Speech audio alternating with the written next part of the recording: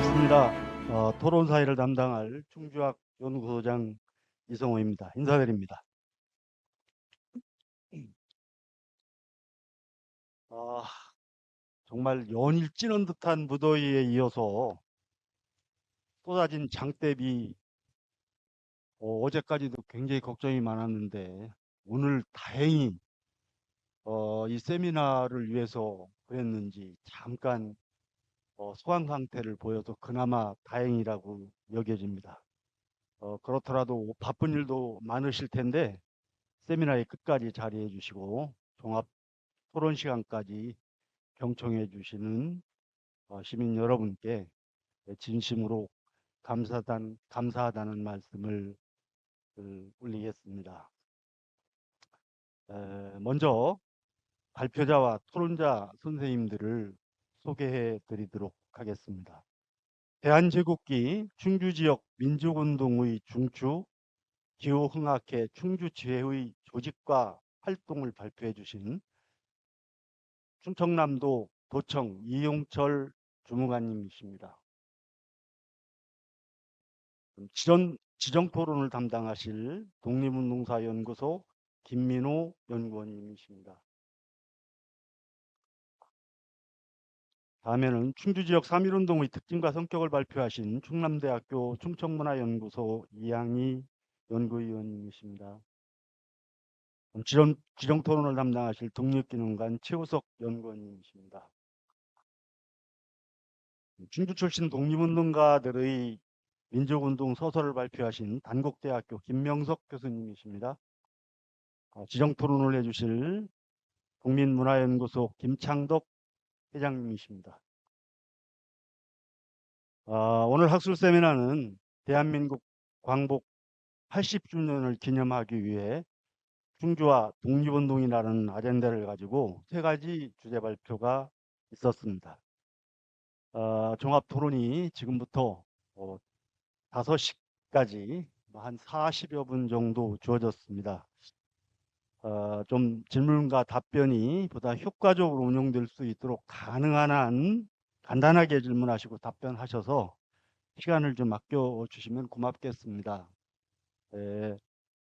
아울러 시간이 좀 남고 여건이 허락이 되면 여기 경청하시는 청중들과도 질의응답할 수 있는 기회를 만들어 보도록 하겠습니다. 본격적인 토론에 앞서서 오늘 기주강연을 해주신 김병기 전 강복회 학술원장님께도 감사의 인사를 올리겠습니다. 그러면 발표 순서대로 충청남도청 이용철 박사님의 대한제국기 충주지역 민족운동의 중추 기후흥학회 충주지회의 조직과 활동에 대하여 한국독립운동사연구소 김민우 연구원님께서 토론해 주시겠습니다. 이 토론문 71쪽에 수록되어 있으니까 참조하시면 될 것 같습니다. 예, 안녕하세요. 저희 지금 소개받은 독립기념관 한국독립운동사연구소에 근무하는 김민호라고 합니다. 오늘 이렇게 충주 지역 독립운동을 조명하는 이 귀한 자리에 토론으로 불러주셔서 너무 감사드리고요. 이번 토론 준비는 저에게도 좀 많은 도움이 되고 또 공부가 되었던 기회였습니다. 그래서 대한제국 시기 충주 지역에서 전개되었던 그 기호흥학회의 활동을 살펴봄으로써 당시 충주 지역 민족운동의 흐름과 의의에 대해서 생각해보고 이해를 가질 수 있는 그런 시간이 되었습니다. 이용철 선생님은 그동안 3.1운동과 의병 그리고 애국계몽운동 등 그 다방면에 걸쳐서 한국 독립운동사를 폭넓게 연구해 오셨습니다. 특히 충북 지역 국내 독립운동 사적지 조사 용역을 수행하면서 충북 지역에서 전개된 독립운동에 많은 관심을 가지고 계십니다. 이를 바탕으로 2022년에 그 충북 지역 기호흥학회 지회의 활동과 성격이란 논문을 발표하셨고 오늘의 발표도 이러한 연구의 연장선상에 있다고 보여집니다. 지금까지 기호흥학회에 대한 연구는 주로 고뇌를 중심으로 한 그 경기도 그리고 충청남도, 충청북도 등 지방 단위로 이루어졌습니다. 하지만 이번 이용철 선생님께서 발표한 충주지회에 대한 연구를 통해 지방지회에 대한 그런 보다 구체적인 활동 양상을 살펴볼 수 있게 되었습니다. 사실 기호흥학회 충주지회는 충북의 중심지이자 또 전국지회 가운데 가장 많은 회원수를 보유했음에도 불구하고 별다른 주목을 받지 못했습니다. 전반적인 사항을 알려주는 기호흥학회 월보가 존재하긴 했지만 충주지회의 활동을 구체적으로 밝혀줄 만한 그런 그 밖의 자료들이 충분치 못한 까닭이었습니다.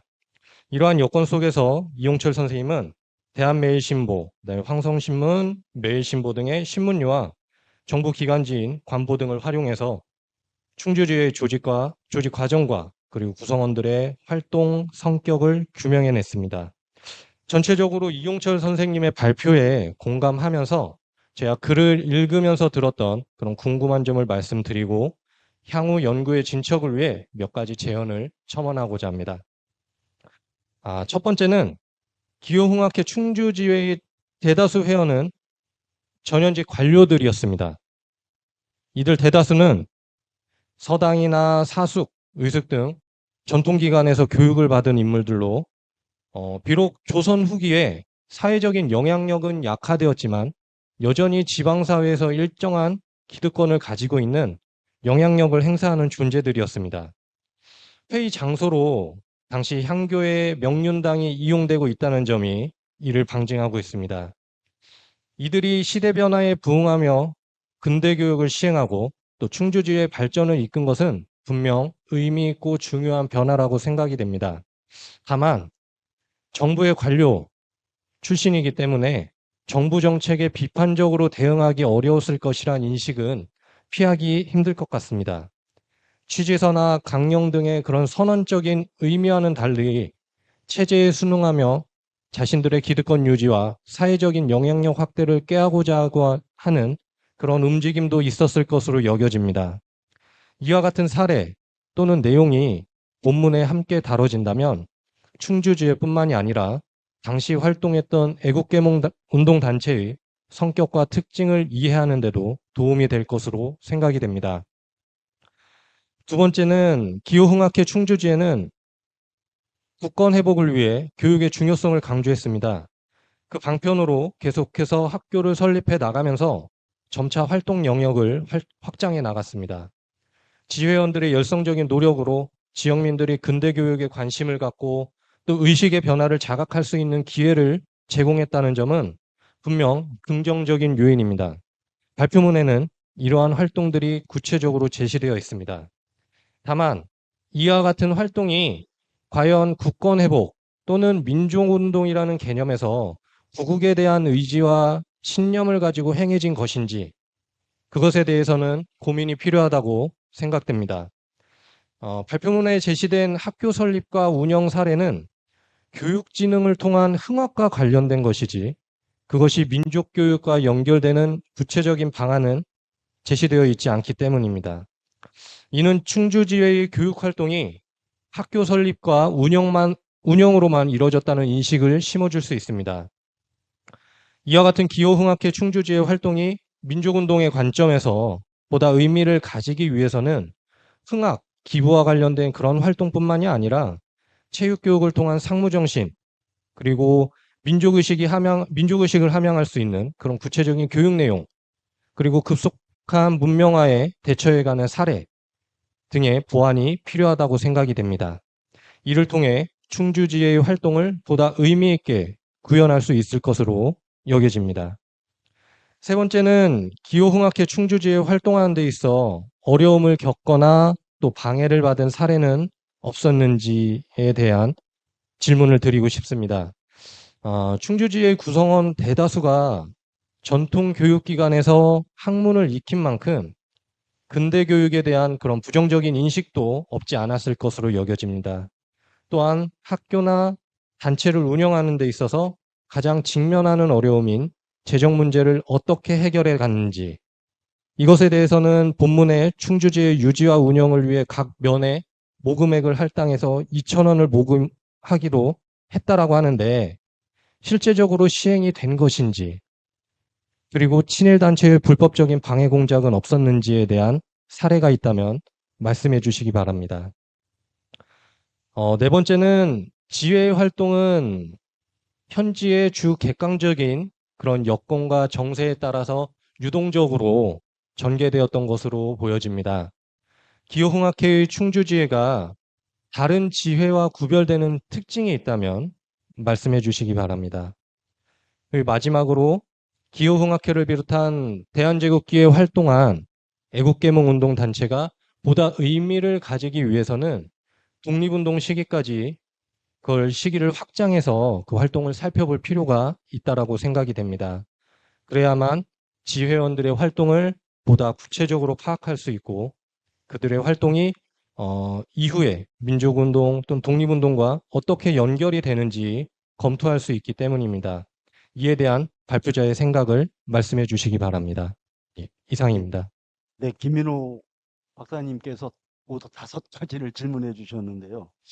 글쎄요, 저도 지금 생각해 보면 이 기후흥학회 충주지회의 회원들이 대다수가 전현직 관료 출신들이었다라고 한다면 당시 그 정부의 정책에 비판적으로 대응하기가 어려웠거나 또는 이 오히려 순응하는 쪽으로 가지 않았을까라는 그런 선입견을 가질 수가 있을 것 같은데 또 자신들의 어떤 기득권을 유지하거나 또는 그 사이에 자신들의 어떤 영향력을 행사하는 쪽으로 가려는 모습은 없었는지 저도 굉장히 궁금하네요.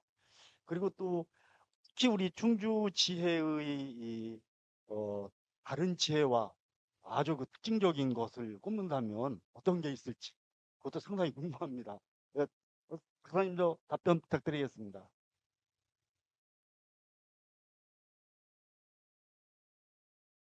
아,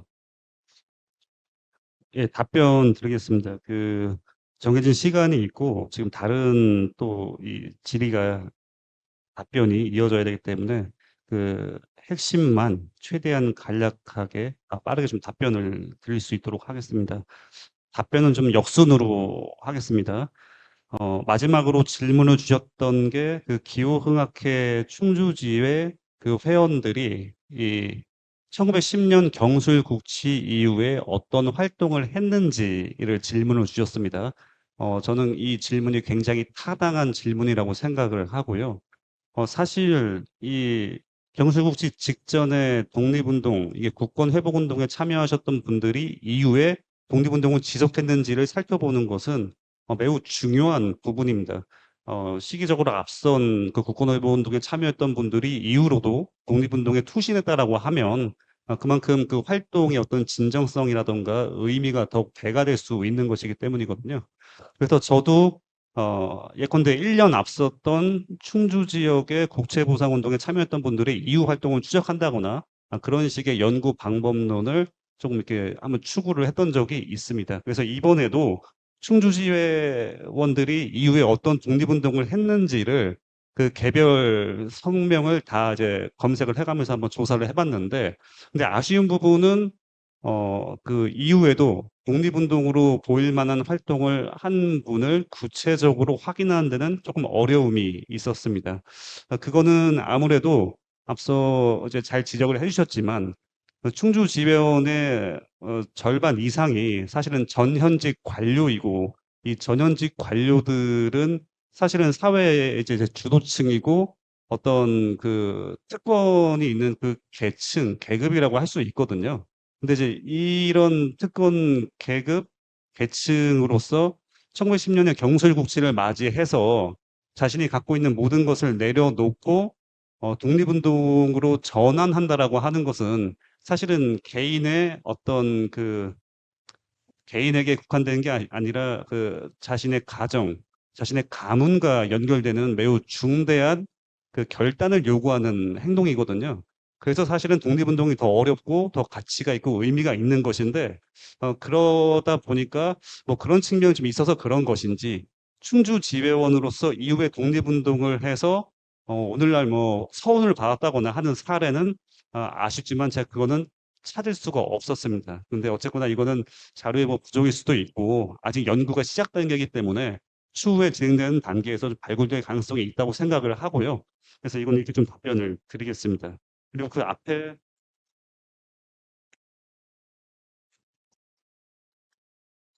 네 번째로 질문을 주셨던 게 기후흥학회 충주지회가 어떤 특징을 갖고 있느냐 하는 것인데요.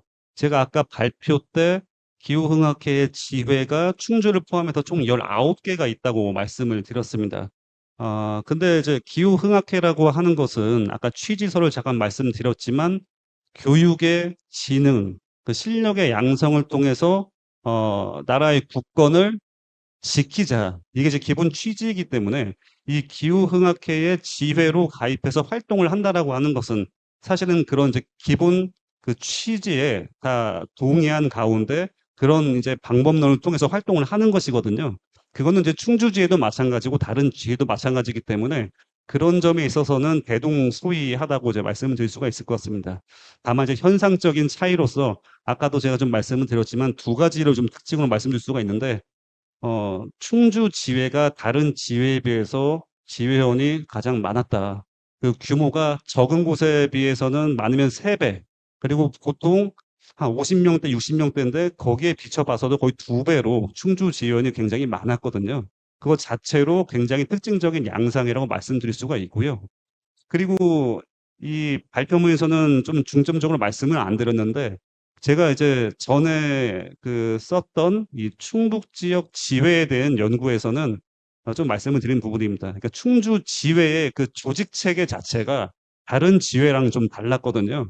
그 충주 지회가 회원이 많아서 그런 것인지 뭐 왜 그런지는 모르겠지만 그 기후흥학회 본회와 그 직제가 굉장히 유사한 부분이 있었습니다. 그러니까 이 기후흥학회 본회는 당연히 이제 한성, 서울에 위치하고 있고 회원이 거의 500명이었는데 그만큼 여러 직제가 있고 거기에서 각자 역할을 분담했는데 지회 중에 그와 같은 조직 체계를 갖고 있었던 것은 제가 확인해 본 바에 따르면 충주지회가 유일합니다. 그만큼 충주지회가 규모도 있었고 직제도 본회에 버금갈 만큼 잘 운영이 되었다라는 것을 이제 방증하는 것이기 때문에 충주지회의 특징과 관련해서는 이 두 가지 조직이 본회와 유사할 정도로 정교했고 회원 수가 많아서 활동이 활발했다. 이 두 가지를 좀 말씀을 드리겠습니다. 그리고 세 번째 질문이 충주지회가 활동하는데 방해를 받거나 또는 지회원이 이 활동에 대해서 부정적인 인식을 표명한 게 있는지 재정적으로는 뭔가 이제 문제가 좀 있었는지 이런 부분이었는데요. 아까 말씀드렸듯이 이제 군수 서해부가 여기에 참여를 해가지고 적극적으로 운동을 주도했기 때문에 관 차원에서 이 충주지회가 뭐 탄압을 받거나 했던 부분은 찾아볼 수는 없고요. 다만 이 지회에 참여했던 인물이라고 해도 이 국권회복운동에 모두 다 호의적인 것은 아니었습니다. 실제로 지회원 중에 어떤 이제 특정 인물 같은 경우는 신문에 기사가 나오거든요. 내가 이 충주지회에 참여해서 이 국권회복운동에 참여를 하긴 했는데 실제 참여를 해보니까 내가 생각했던 거랑 운동이 좀 달랐다. 근데 앞으로는 내가 이 운동에 참여하지 않겠다. 그러니까 뭐 이런 얘기를 했다는 내용이 기사에 등장을 하는 사례가 있습니다. 그래서 모든 지회원이 다 뭐 전력을 다해서 참여했던 것은 아니고 더러 그런 이제 행동을 했던 지회원도 있었다. 좀 이렇게 말씀을 드릴 수가 있고요. 재정 문제는 아까 말씀드린 것처럼 면 단위로 할당을 해서 하려고 했다는 내용이 확인은 되는데 구체적으로 그게 면에 실제적으로 행정력을 관철시켜서 그 금액을 모았는지는 알 수가 없습니다. 좀 시간이 없기 때문에 조금 더 좀 간략히 말씀을 드리면 그리고 앞에 이제 첫 번째와 두 번째 질문이 가장 핵심적인 질문입니다. 기후흥학계 회원들이 학교를 만들고 재산을 희사해서 운영하고 교육운동을 그 전개했다고 해서 이게 정말 말 그대로 구국을 위한 운동으로만 볼 수 있느냐. 그러니까 이게 가장 핵심적인 질문이고 사실 제가 이 기후흥학회도 그렇고 국채보상운동도 그렇고 연구를 하는 과정에서 사실 이 질문이 저 스스로도 계속 이제 계속 던졌던 질문이거든요. 근데 이제 아주 좋은 질문이라고 생각을 하는 게, 뭐, 좀 말씀을 해주셨지만, 이 조선시대의 이 관료들을 평가할 때, 그걸 포평이라고 하는데, 거기에서 중요한 요소 중에 하나가 이제 흥학입니다. 흥학. 이제 해당 지역의 수령들이 학교를 얼마나 많이 만들어서 전통적인 유교의 가치관을 잘 전파했느냐. 이게 이제 이 관리를 평가하는 척도 중에 하나였거든요. 바로 이 시기에 학교를 만들어서 운영하고 하는 것도 이 대한제국 정부가 이 추진하고 있었던 정부 시책에 이 부응하는 이 측면이 있었기 때문에 실제 이 시기에 여러 지역의 유지 전현직 관료들이 학교를 만들어서 운영을 했거든요. 그게 이제 그래서 말씀드리는 것처럼 구국의 차원에서도 말씀을 드릴 수 있지만 또 한편에서는 자기 자신의 영달을 위해서 어떤 뭐 승진이라던가 어떤 관직을 얻는 것에 위한 수단으로 활용되는 것도 이 다른 기사에서 확인되고 있는 사실입니다. 그래서 지금 김 선생님이 말씀하신 것처럼 이 지적은 굉장히 좀 온당한 부분이 있다고 생각이 되고요. 물론 그렇다고 해서 모든 사람들이 자신의 영달을 위해서 이런 국권 회복 운동을 했다고 말할 수는 없지만 일부에 한해서는 그런 사례가 확인되는 경우도 있다. 예, 그 정도에서 좀 말씀을 드리고 싶습니다. 예, 저는 여기까지 말씀을 좀 드리겠습니다. 김민호 박사님 답변 되셨으면 또 다른 질문 있으신가요? 자, 그러면 제2주제 충남대학교 충청문화연구소 이양희 박사님의 충주지역 3.1운동 및 특징과 성격에 대하여 국립기념관 최우석 연구원님께서 토론해 주시겠습니다. 예, 안녕하십니까. 소개받은 독립기념관 연구원 최우석입니다. 예, 저는 독립기념관에서 3.1운동과 관련해서 연구를 주로 진행하고 있는데, 제가 주로 하고 있는 영역은 3.1운동이 초기에 어떻게 발발하였는가에 대한 부분과 학생층이 3.1운동에서 했던 역할이 어떤 것인가, 이런 부분에 대해서 좀 연구를 많이 진행하고 있습니다. 그래서 사실 개별 지역, 구체적 사례에 대해서 저도 매번 발표와 토론 같은 것을 하면서 하나하나 배워가는 과정이 있고, 예, 오늘 발표해 주신 이양희 선생님의 발표를 보면서도 참, 저라도 이 주제와 관련해서 참 쓰기 힘들었을 텐데, 상당히 많은 조사를 하시고, 예, 산재에 있는 자료들을 모아서 충주 지역 3.1운동의 양상을 규명하고, 또 새롭게 충주 지역 출신으로 다른 지역에서 운동에 참여하거나 천도교의 독립운동가 지원 사례를 발굴하는 그런 매우 중요한 의의를 가진 연구를 진행하셨다라고 생각합니다. 하지만 제가 이제 보면서 조금 더 이 충주 지역 연구를 특성화하기 위해서 필요한 몇 가지 관점이나 주목해야 될 부분들이 있을 것 같아서 그것들에 대한 의견을 한 네 가지 정도를 제가 정리해 왔는데, 오늘 발표를 들으면서 한 가지 정도가 좀 추가되어서 총 5가지를 제시하도록 하겠습니다. 첫 번째로 충청북도 3.1운동 전개 과정을 어떻게 구조화할 것인가라는 고민이 있습니다. 저는 작년에 이제 이양희 선생님과 같이 충북도의 3.1운동과 관련된 책을 좀 기술하는 과정이 있었는데, 그때 제가 전체적인 전개 양상을 정리하면서 어떻게 전파를 단계와 지역으로 나누어서 설명할 수 있을까를 매우 고민했습니다. 근데 이를 위해서 제가 최근에 충청북도청에서 발간 중인 충청북도지를 참고했을 때 지역 구분 방식을 한 2가지에서 3가지 정도로 제시를 하시는데, 이게 사실상 3.1운동 전개 과정과 딱 맞아떨어진다라는 사실을 확인할 수 있었습니다. 지역 구분의 방식은 주로 자연, 인문, 교통 등의 요소에 기반하여서 존재하는데, 그중에 중원문화지역, 서원문화지역, 김강유형 문화지역으로 구성하는 3개의 방식이 사실 3.1운동과 맞아떨어집니다. 처음에 서원 지역, 예, 제가 오타가 있었네요. 청주를 천주라고 했는데, 예, 청주, 괴산, 진천이 3.1운동이 초창기에 유입됐던 지역들이고, 여기에서 만세시가 괴산에서 최초로 이루어지게 됩니다. 그리고 그것이 금강유형 문화지역이라고 할 수 있는 지역으로 확산이 되고, 중원문화지역은 좀 늦은 시기에 3월 말에서 4월 초순에 만세 시위가 집중적으로 확산된 양상이 보여서 이 3개 지역이 전파된 단계나 확산된 단계가 뚜렷하게 좀 구분되고 있어서, 이런 단계론을 적용해서 설명하면 충주의 지역성 그리고 3.1운동의 양상을 설명하는데 더 풍부해질 거라고 생각합니다. 그리고 두 번째는 저희가 지역 단위로 연구를 하다 보면 언제나 좀 분절적으로 이제 그 지역만 연구하고 끝나는 경우가 있습니다. 근데 충청북도의 사례를 보면 그렇게 연구하면 사실 그 지역의 특성을 이해하는 데 부족한 점이 크다라고 저는 생각합니다.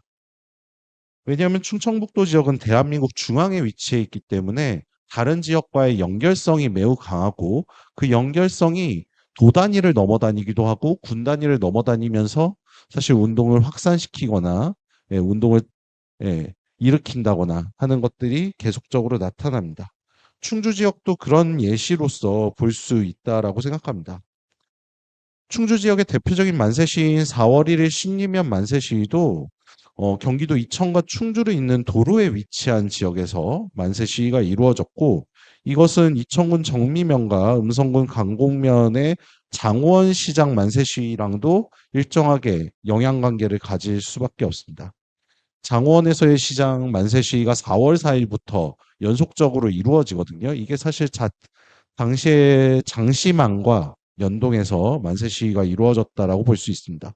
그리고 충주의 3.1운동은 충주 강릉선 도로를 따라서 제천과 강원도 영월군 만세시위로까지도 확산되는 기류를 기본적으로 가졌다라고 생각합니다.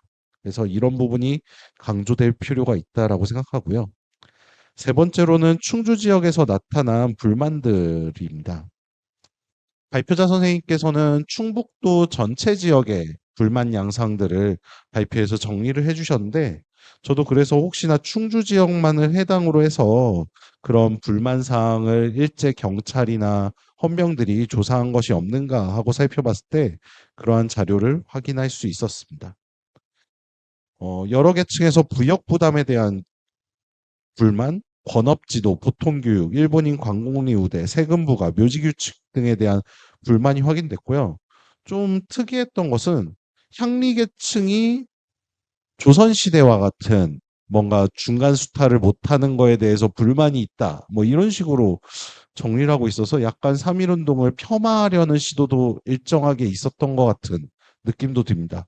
그러니까 3.1운동이 뭔가 새로운 대한민국을 만드는 과정 속에 있는 역사가 아니라 조선시대에 뭔가 향리계층이 벌였던 중간 수탈을 못하게 일제가 막았다고 일어난 것처럼 조금 왜곡하려는 의도도 좀 보이고 있어서 이런 것들을 어떻게 해석하고 의미화해야 될지 좀 의견을 듣고 싶습니다. 그리고 충주 지역의 3.1운동이 지금 현재 국사편찬위원회에서 2019년에 3.1운동 데이터베이스라는 거를 정리하면서 대략적인 총체적인 내용들이 정리가 돼 있는데 사건의 개수가 3건밖에 확인되지 않는 안타까움이 있었습니다. 이것은 기본적으로 그 자료들이 일제 보고에 기반해서 정리를 하고 있기 때문에 사실 상당한 누락이나 축소가 있었을 가능성을 기본적으로 우리는 전제하고 살펴야 됩니다. 하지만 또 안타까운 점은 독립운동가들의 회고나 기록도 사실관계에 부합하지 않거나 좀 충분치 못한 정보량으로 그것을 실제로 실존했다라고 입증하기 좀 어려운 그런 문제들도 마찬가지로 존재합니다. 그래서 충주 지역의 3.1운동이 그럼 추가적으로 존재했을 것인가에 대해서 저도 좀 의문을 갖고 여러 방면으로 추적을 해봤는데 1970년대에 편찬된 독립운동사 편찬위원회 편 독립운동사 자료집 6권에 일제 헌병대 경무국장들이 이제 모여서 회의를 했던 자료가 있습니다. 거기에서 이런 표현이 나옵니다.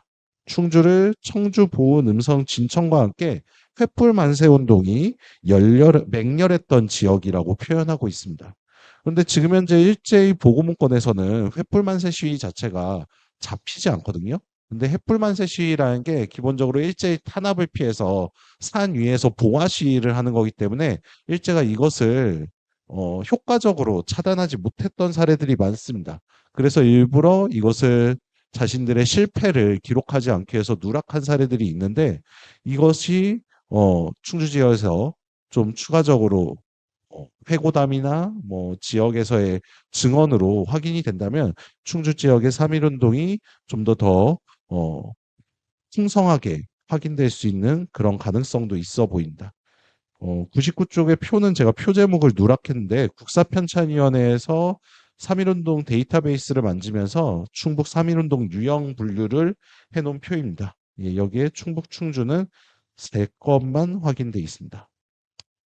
그리고 제가 발표문을 토론을 준비하면서 좀 유심히 살피지 못했던 부분이었는데 오늘 발표를 하시면서 신리면 만세시의 용명서당이 상당히 중요한 역할을 했다라고 언급을 하셨는데 거기서 좀 서당인데 일본인 교사가 있다고 하는 내용이 좀 의아스러웠습니다. 왜냐하면 당대에 일제가 만든 여러 학교와 관련된 규정상에서 서당에는 일본인 교사를 둘 필요가 없거든요. 다만 보통 학교나 사립학교들에는 일본인 교사를 어, 한 명 이상 무조건 의무적으로 둬야 하는 그런 규정을 두고 있었습니다. 그러니까 용명서당이 서당이면 일본인 교사가 사실 필요 없는 거죠. 그래서 제가 좀 더 찾아보다 보니까 용명서당은 약간 서당과 학교의 중간 형태였던 걸로 보입니다. 1919년 당시에는. 1913년에 용원리에 용명학교, 사립용명학교를 설립했다라는 기록이 있고요. 하지만 사립학교라는 표현이 서당이라는 표현이랑 사실 이 시기에는 되게 혼용돼서 쓰이는 경향들이 있습니다. 그러니까 지역에서는 이거를 사립학교라고 부르지만 일제한테 신고를 해야 되거든요. 사립학교를 설립하면. 그러면 교과목도 제한되고 일본인 교사도 돼야 되고 여러 제약이 뒤따르니까 행정적으로는 서당으로 처리를 해요. 그러면은 간소화되는 게 상당히 많거든요. 그런 식으로 하는 것을 통해서 일본으로부터의 일정한 간섭을 벗어나는 형태를 취했는데 또 그러다 보면 서당을 나온 학생들은 그 다음 단계로 진학이 어렵습니다. 그러니까 점차적으로는 학교들이 보통 학교 체제로 초등학교로 정식 인가를 받는 것을 목표로 하게 되고 이것이 용명사립학교가 그 이후에 1920년에 용원 초등학교로 용원 공립보통학교로 전환됐다라는 기록이 존재합니다.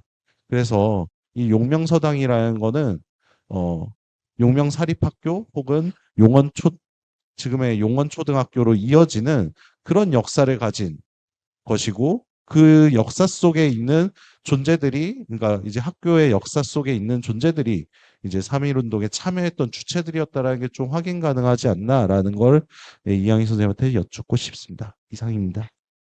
네, 지금 최우석 박사님이 모두 5가지 질문을 해주셨는데요.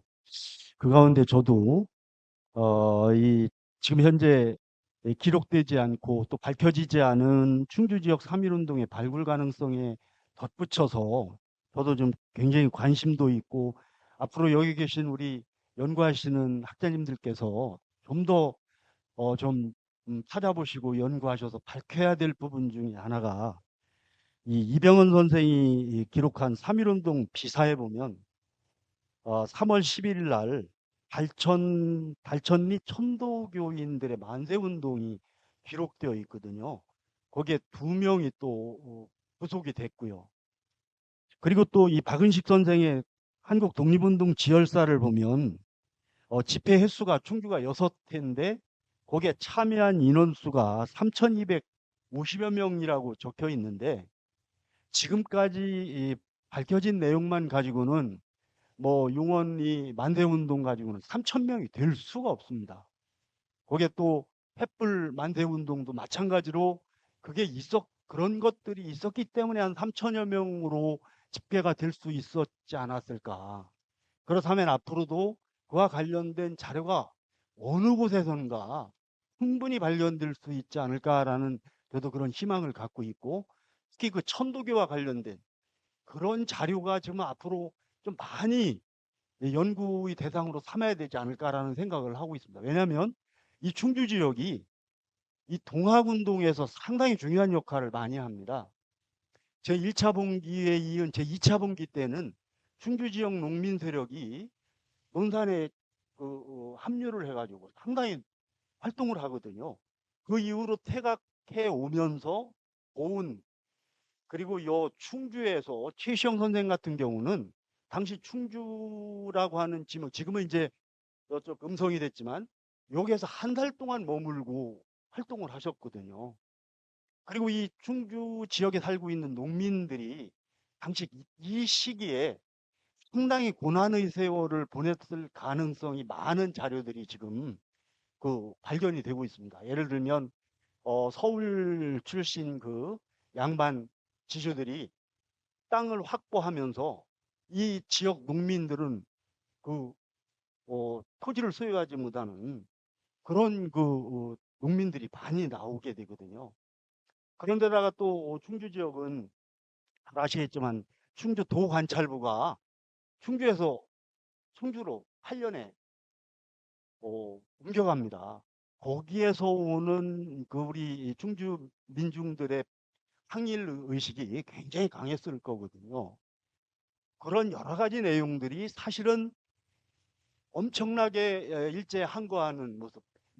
왜 그러냐면 아까 발표에서도 말씀하셨지만 여기에 헌병대가 주둔하면서 군인들이 1906년, 1906년에 동학농민운동 진압을 위해서 군대가 주둔을 합니다. 그 이후로 계속해서 증원이 되고요.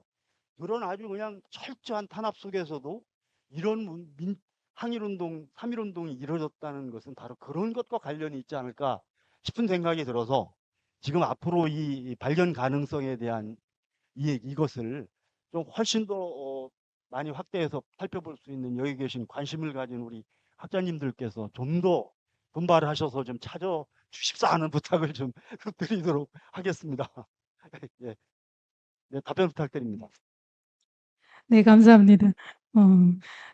답변을 짧게 하려고 했는데 네, 일단 최우석 선생님 질문에 대해서 답변 드리겠습니다. 일단 굉장히 감사드립니다. 제가 많이 놓친 부분이 있는데 최우석 선생님께서 지적을 해 주셨습니다. 일단 첫 번째 이 중원문화권, 서원문화권 참 제가 무식한 이야기지만 서원문화권은 제가 처음 들었습니다. 이게 아마 청주의 서원경 때문에 자꾸 서원이라는 단어가 저기 하는 것 같은데 그다음에 금강유역문화권 그다음에 아까 기조 강연에서 해주셨던 이 충주 지역을 중심으로 하는 한강 유역문화권 제가 미처 생각하지 못했던 부분이에요.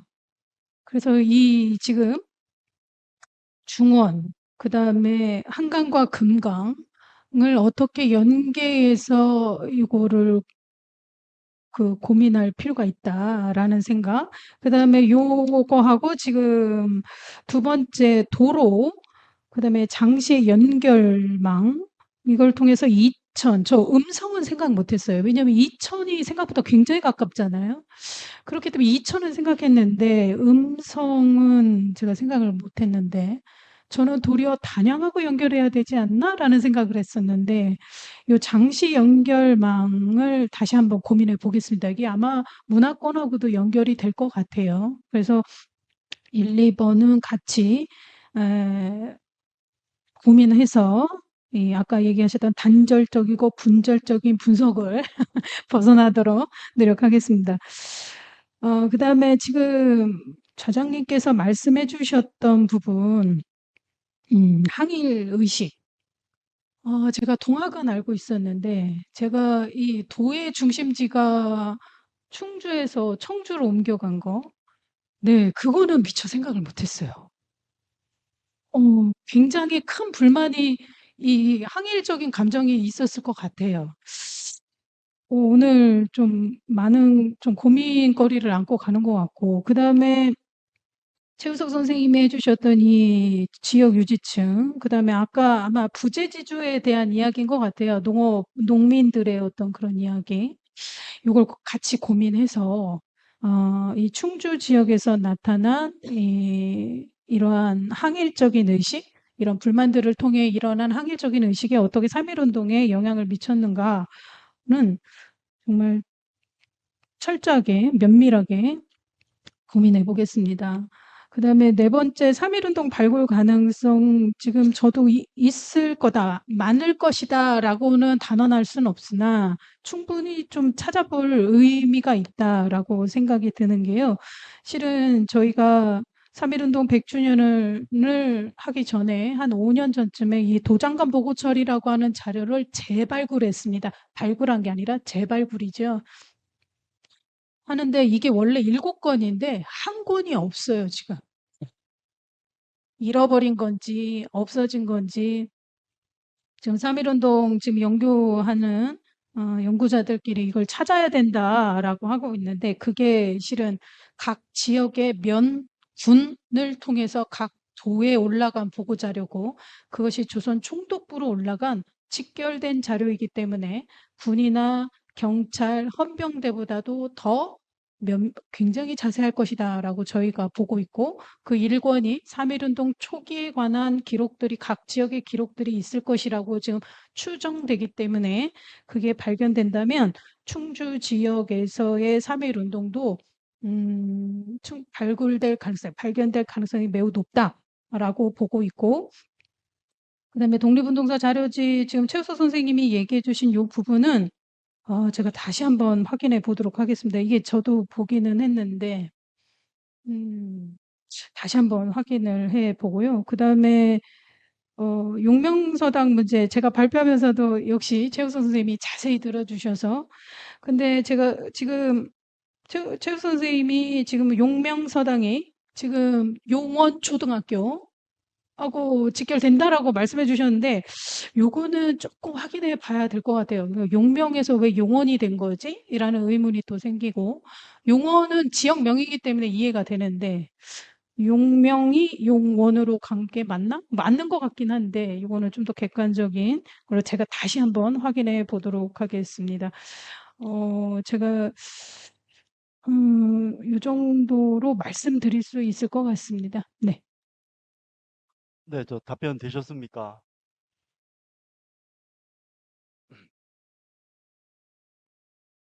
질문 없습니다. 아, 예. 아, 저 이양희 박사님 앞으로 좀 그쪽 분야 쪽으로도 예, 좀 많이 좀 연구를 해주십사. 저도 개인적으로 좀 부탁을 드리도록 하겠습니다. 다음에는 제3주제 단국대학교 김명석 교수님의 충주 출신 독립운동가들의 민족운동 서설에 대한 국민문화연구소 김창덕 회장님께서 질의해 주시겠습니다. 네, 안녕하십니까. 우선 잠깐 소개드리겠습니다. 저는 서울에 있는 국민문화연구소에서 왔습니다. 국민문화연구소는 1947년도에 일제강점기에 아나키즘 계열의 독립운동가들이 모여서 만든 단체로 올해 78년째가 되는 데입니다. 아마 국내에서는 가장 오래된 단체가 아닌가 생각합니다. 저는 개인적으로는 일제강점기에 아나키즘 계열의 독립운동가들의 활동상 인명이랄까 이걸 쭉 모아가지고 인명사전을 만드는 중에 있습니다. 그건 그렇고 이제는 본론으로 들어가겠습니다. 자, 김명석 박사님의 논문은 충절의 고장 충주의 자랑스러운 독립운동의 역사를 깊이 있게 조명한 귀한 연구라고 생각합니다. 이 논문은 특히 유자명, 유석현, 서상경, 서정기, 서천순 5분의 치열한 삶과 다채로운 투쟁 방식을 집중적으로 다루며 우리에게 잊혀서는 안 될 역사적 진실과 교훈을 일깨워 줍니다. 본 토론문은 김명석 박사님의 통찰력 있는 연구를 바탕으로 충주 출신 독립운동가들의 숭고한 정신과 그들이 전개했던 민족운동의 양상 그리고 해방 후 이들이 겪어야 했던 비극적 현실까지 논의하고자 합니다. 첫 번째, 충주 독립운동가들의 핵심 활동과 특징. 논문에서 소개된 충주 출신 독립운동가들은 일제에 맞서 다양한 방식으로 저항해왔습니다. 우선 유자명의 영유, 의열단의 핵심 이론가이자 참모로 신채호 선생과 함께 조선혁명선언을 작성하며 의열단 투쟁이 정신적 기반을 다졌습니다. 그는 아나키즘 사상에 기반한 무장 투쟁을 지향하면서도 이론과 선전의 중요성을 강조한 지식인형 독립운동가였다고 생각합니다. 또한 중국 내 다양한 아나키스트 단체에서 활동하면서 아나키즘 사상의 확연에 크게 기여했습니다. 두 번째로 유석현은 유자명 선생의 제자로 의열단에 가입하여 국내 폭탄 반입 거사를 시도하는 등 최전선에서 직접 행동을 실천했습니다. 옥고를 치른 후에도 독립의지를 굽히지 않고 고향에서 문해운동사 활동을 참여하는 등 강인한 정신력을 보여주었습니다.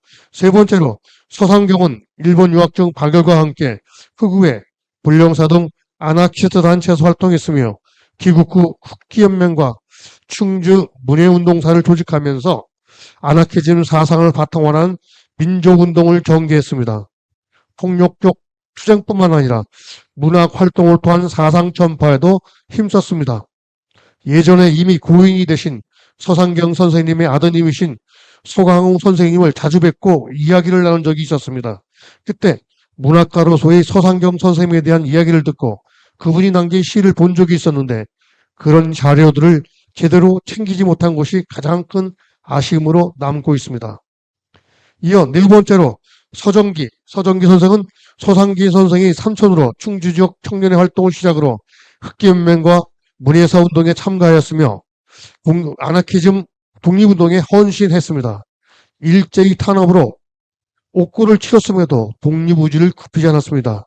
다섯 번째로 서천순의 경우 서상경 선수의 친족하러 신문기자로 충주 지역의 청년활동가 흑기연맹, 문예운동사 활동에 참여했으며 민족운동에 기여했습니다. 현재 미수는 상태로 재조명의 필요성이 제기됩니다. 이들 충주 출신 독립운동가들의 활동은 다음과 같은 특징을 가진다고 생각합니다. 첫 번째, 아나키즘 사상에 깊이 기반하여 모든 권력과 불합리한 제도에 대한 비타협적인 저항을 추구했습니다. 둘째, 직접 행동과 무장투쟁을 과감히 감행했으며 동시에 이론적 기반 마련과 문예활동을 통한 사상 전파에도 힘써 다각적인 투쟁 방식을 보여줬습니다. 세 번째, 국내를 넘나드는 다양한 활동 거점과 광범위한 인적 네트워크를 축하여 독립운동의 영향력을 확대했습니다. 네 번째, 이들은 충주라는 지역적 기반을 중심으로 특히 친족을 통해 끈끈한 연대를 형성하였으며 연대를 형성하여 민족운동을 확산시켰습니다. 그러니까 일가 전체가 독립운동에 뛰어든 아주 보기 드문 사례라 생각합니다. 이런 예는 제가 소속해 있는 국민문화연구소의 초대 회장이신 우간 이종규와 그의 주용인 회관 이율규, 그의 조카인 이하유 등 일가 모두가 일제에 대항해 독립운동에 뛰어든 경우와 마찬가지로 우리의 독립운동사에서 아주 드문 경우라 할 수 있을 것입니다. 다섯 번째로 충주 문예운동의 경우에서도 볼 수 있듯이 주로 문예운동을 통한 아나키즘 독립운동은 충주 지역만의 가장 큰 특징이라고도 할 수 있습니다. 마지막으로 이들은 일제의 혹독한 탄압과 고난 속에서도 굴하지 않는 강인한 의지를 보여주며 숭고한 희생을 감내했다는 것을 알 수 있습니다. 두 번째, 제가 특별히 강조하고 싶은 것입니다. 이건 서정기 지사의 비극과 보도연맹 사건의 진실규명입니다. 제 개인적으로 논문에서 특히 주목해야 할 부분은 서정기 선생님의 해방의 비극적인 죽음입니다.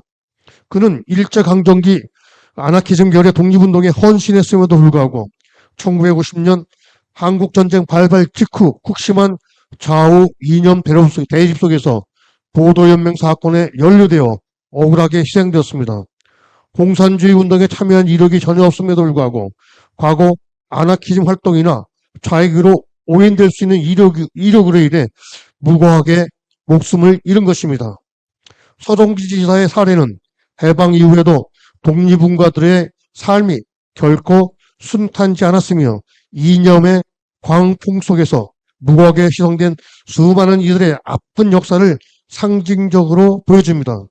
이는 독립운동을 했던 이들이 정작 자신들이 조국으로부터 억울한 죽음을 당했다는 비극적인 역설을 드러내기도 합니다.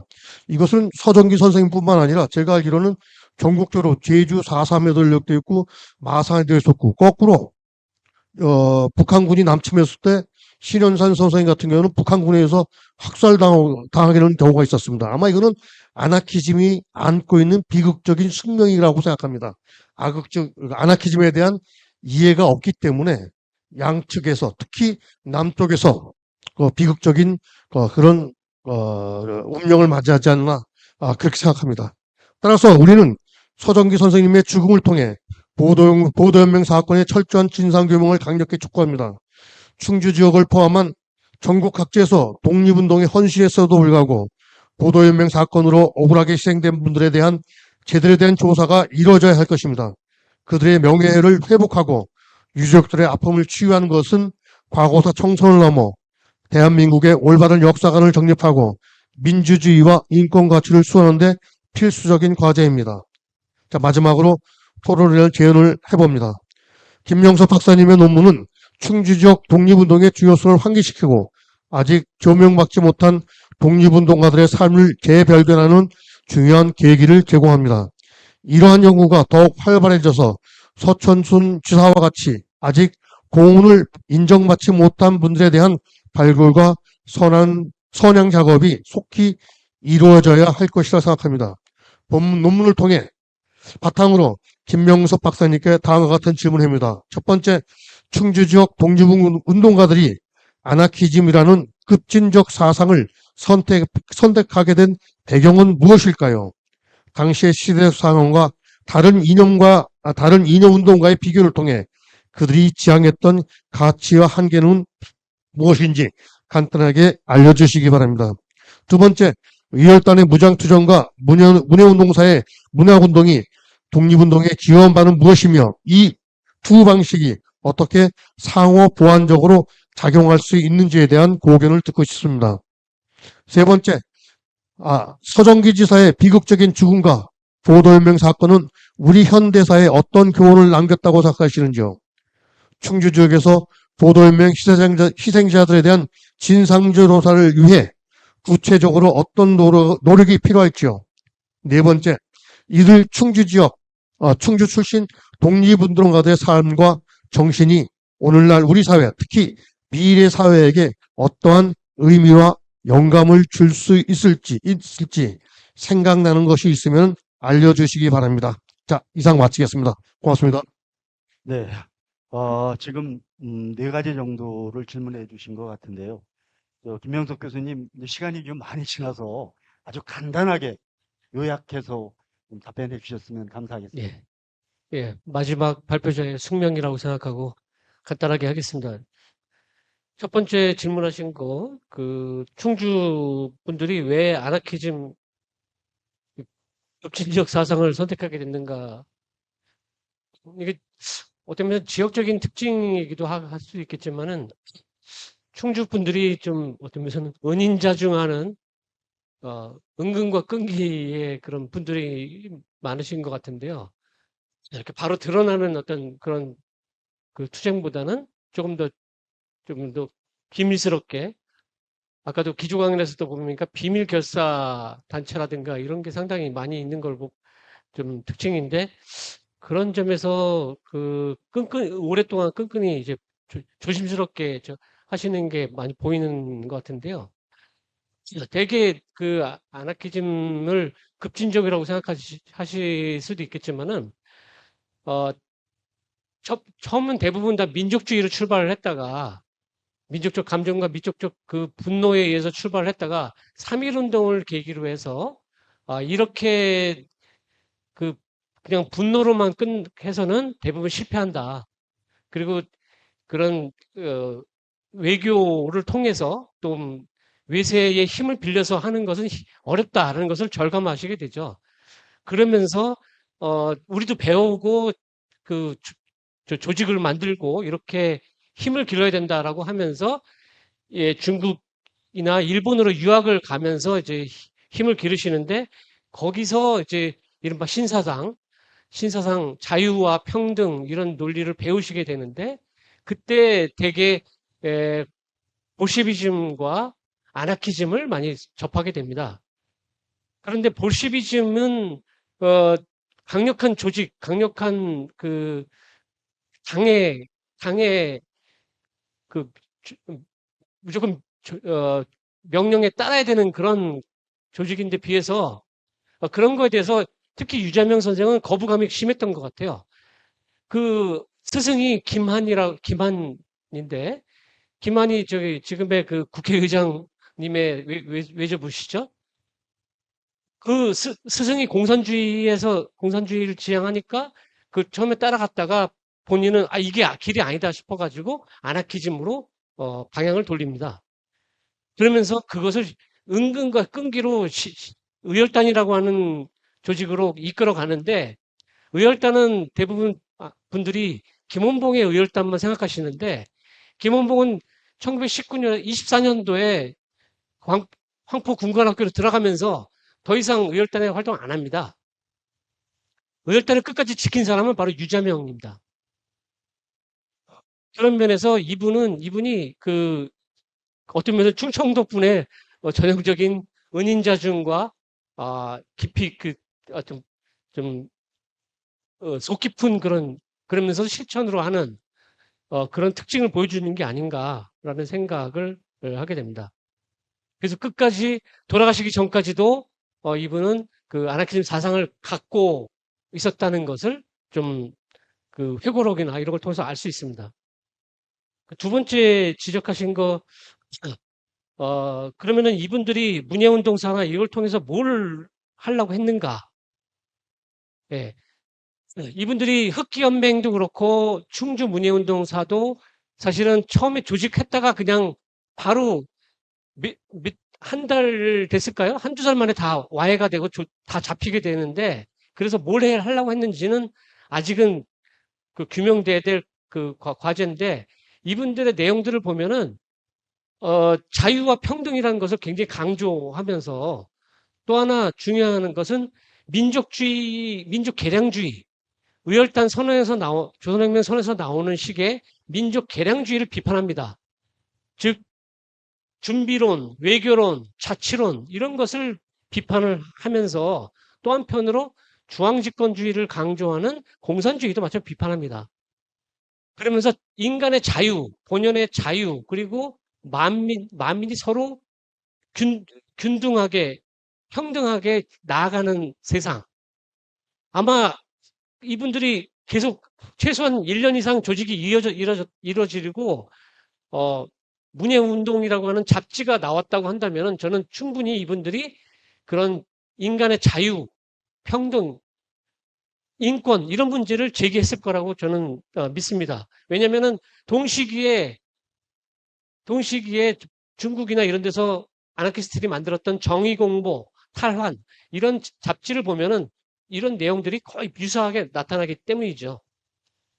세 번째 서정기 선생이 1950년 한국전쟁 와중에 학살되시는데 신현상도 마찬가지고 그다음에 이강류인가 대전 출신의 그 아나키스트도 마찬가지인데 사상범이라는 이유만으로 그렇습니다. 즉 보도연맹이 일제 때 어떤 거든지 관계없이 사상범이라고 하는 걸로 수감된 사람들은 일부러 교화를 시킨다고 하면서 그 딱지를 붙였다가 이 사람들을 갑자기 교도소로 집어넣었다가 거기서 학살합니다. 극자와 극우가 다 동시에 탄압을 하는 그런 경향을 보이는데 너무나 19세기에 너무 안타까운 그런 정말로 극자와 극우의 갈등 속에 있는 것이죠. 중도 세력이 설 자리가 없었습니다. 하지만 이제는 지금은 이분들이 꿈꿨던 자율, 자치, 분권 이것은 굉장히 아나키즘적 가치는 지금의 오히려 빛을 발하고 있고요.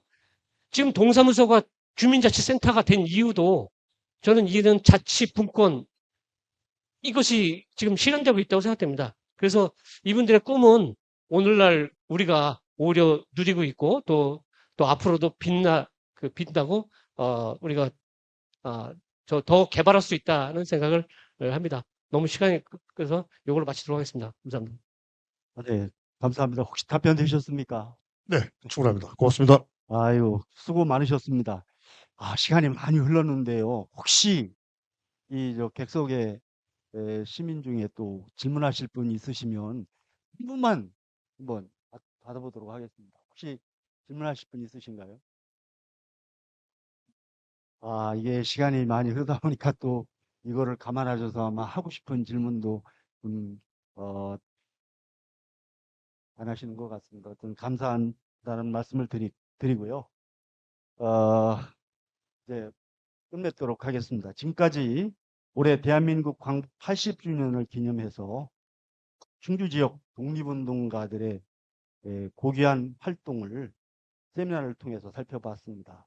조국의 독립을 위해서 헌신했던 이들의 희생이 결코 헛되지 않도록 현대를 살아가는 우리들이 그들의 삶과 정신을 기억하며 현재에 계승하여 미래를 위한 발판으로 삼는 계기가 되기를 진심으로 바라겠습니다. 이상으로 충주학연구소 학술 세미나를 모두 마치도록 하겠습니다. 수고해 주신 발표자님, 토론자님, 그리고 끝까지 자리를 지켜주신 모든 시민분들께 진심으로 감사의 인사를 올립니다. 감사합니다.